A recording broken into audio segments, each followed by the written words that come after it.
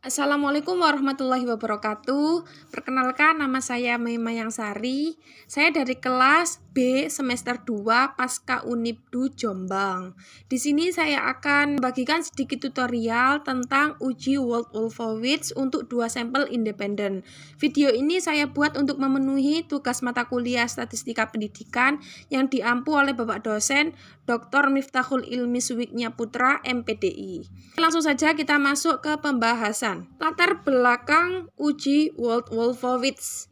Jadi biar kita tahu ya, dari mana sih asal mula uji Wolfowitz itu. Wolfowitz adalah nama dua orang ahli statistik, yaitu Abraham Wald dan Jacob Wolfowitz. Abraham Wald adalah seorang Yahudi berkebangsaan Hongaria yang hidup antara 31 Oktober 1902 sampai dengan 13 Desember 1950. Beliau mempunyai kontribusi besar dalam teori pengambilan keputusan, geometri, dan bahkan ekonometrika. Sedangkan Jacob Wolfowitz adalah seorang Yahudi berkebangsaan Polandia yang hidup pada 19 Maret 1910 sampai dengan 16 Juli 1981. Keduanya banyak bekerja sama di bidang matematika dan salah satu warisannya adalah uji Wolfowitz. Uji Wolfowitz digunakan untuk menguji hipotesis komparatif dua sampel independen bila datanya berbentuk ordinal. Uji Wolfowitz ini hampir sama dengan uji Mann-Whitney dan uji Kolmogorov-Smirnov, yaitu sama-sama digunakan untuk mengetahui perbedaan dua sampel yang independen. Syarat uji Wolfowitz: 1. Skala datanya berbentuk ordinal. 2. Sampel berasal dari populasi independen. Pengujian hipotesis ada dua cara. Yang pertama yaitu membandingkan nilai Z hitung dengan Z tabel. Yang kedua yaitu membandingkan taraf signifikansi p-value dengan galatnya. Oke, langsung saja kita masuk pada salah satu contoh kasus yang akan dipecahkan menggunakan uji Wolfowitz. Nah, ini ada kasus. Seorang peneliti ingin mengetahui perbedaan penerimaan perkembangan seks sekunder pada remaja awal antara remaja putra dengan remaja putri. Untuk itu dilakukan penelitian terhadap 15 siswa kelas 8 SMP yang telah mengalami mimpi basah dan 15 siswi kelas 7 SMP yang telah menstruasi. Jadi teman-teman, ini tuh data perbedaan penerimaan perkembangan seks sekunder pada remaja awal antara remaja putra dengan remaja putri. Langsung saja kita masuk pada cara pengerjaan di SPSS. Pertama-tama kita buka SPSS dulu. Ini sudah saya siapkan SPSS-nya. Nah, kita ke variable view.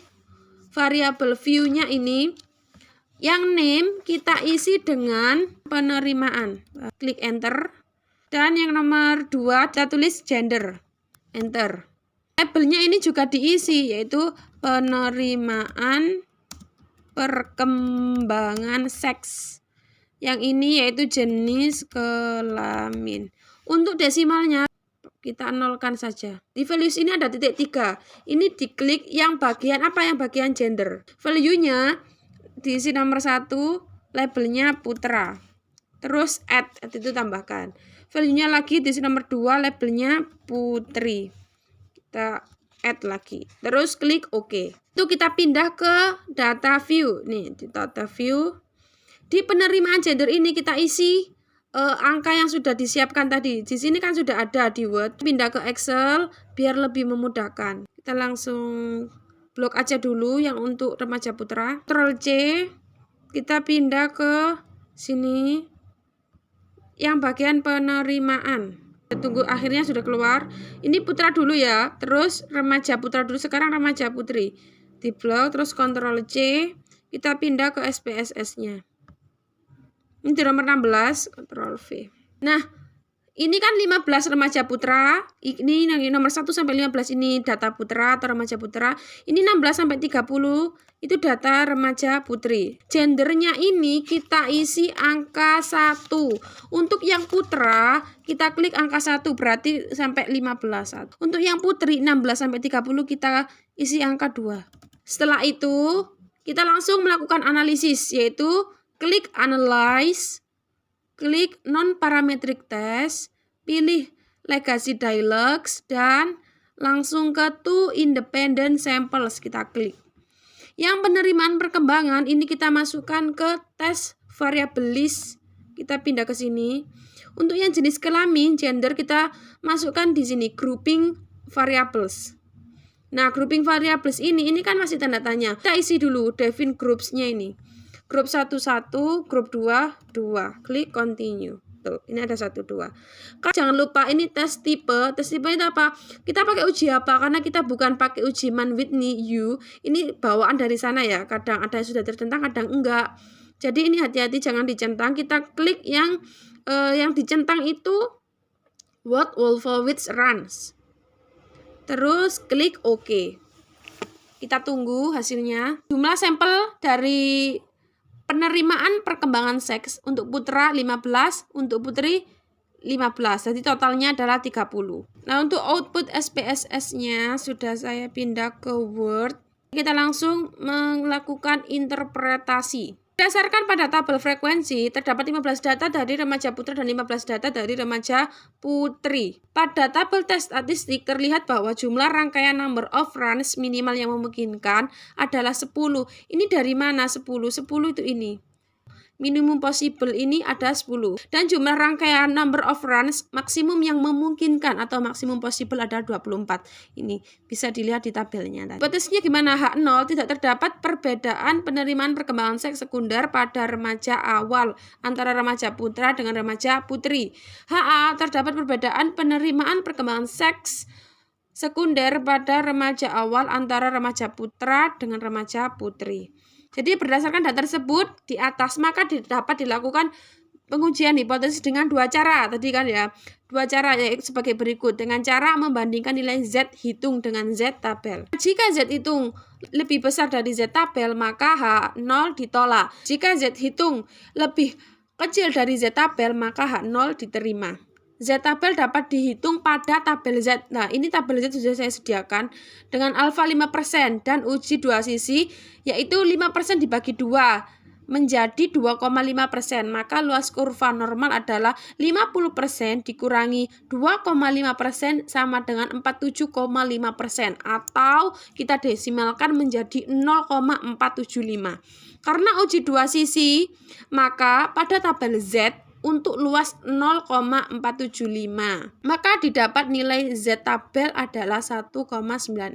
Ini dari mana ini? 0,475 ini yaitu 1,96. Ini 1,9, ini 0,06. Jadi Z tabelnya 1,96. Berdasarkan hasil uji Wolfowitz diperoleh nilai Z hitung baik untuk rangkaian minimum maupun rangkaian maksimum masing-masing sebesar 2,044 dan 3,159. Berarti Z hitung lebih besar daripada Z tabel. Bagaimana?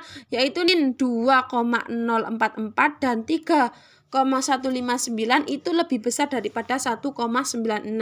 Hasilnya gimana? Maka HO ditolak dan HA diterima. Artinya terdapat perbedaan penerimaan perkembangan seks sekunder pada remaja awal antara remaja putra dengan remaja putri. Ini untuk mempermudah kalau mau dibuatkan gambar itu gambarnya seperti ini. Untuk cara yang kedua yaitu dengan membandingkan taraf signifikansi atau p-value dengan galatnya. Jika signifikansi lebih besar dari 0,05 maka H0 diterima. Jika signifikansi lebih kecil dari 0,05 maka H0 ditolak. Berdasarkan data pada kolom asimptotik signifikan untuk satu sisi baik untuk rangkaian minimum maupun rangkaian maksimum masing-masing sebesar 0,020 dan 0,999. Karena signifikansi lebih kecil daripada 0,05 yaitu maka HO ditolak dan HA diterima.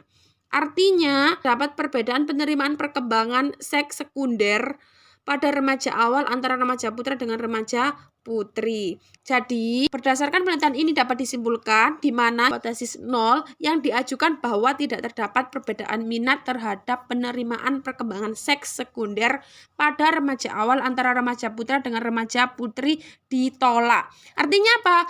Terdapat perbedaan minat terhadap penerimaan perkembangan seks sekunder pada remaja awal antara remaja putra dengan remaja putri. Teman-teman, itu hasil akhirnya bisa dipahami.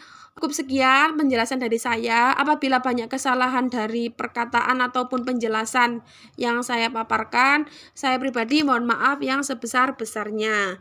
Kurang lebihnya mohon maaf. Ihdinas siratal mustaqim. Wassalamualaikum warahmatullahi wabarakatuh. See you next time. Bye-bye.